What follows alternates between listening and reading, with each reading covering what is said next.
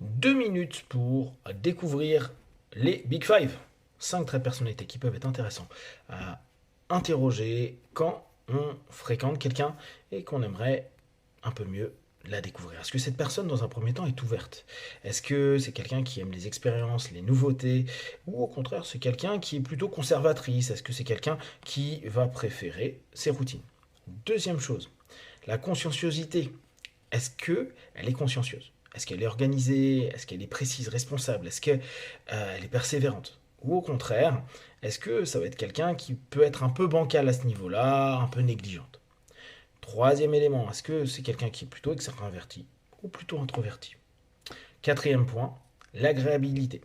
Est-ce que c'est quelqu'un qui est plutôt amical, qui préfère être entouré de personnes, ou une personne qui va être un peu moins agréable, qui peut être un peu froide, parfois sceptique vis-à-vis des autres, voire se montrer compétitive?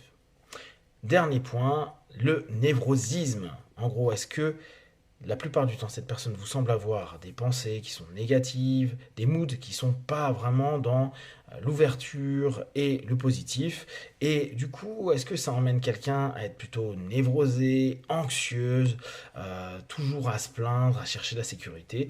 Ou est-ce que c'est quelqu'un qui vous semble plutôt stable émotionnellement, qui arrive à être détendu et qui gère au mieux ses émotions?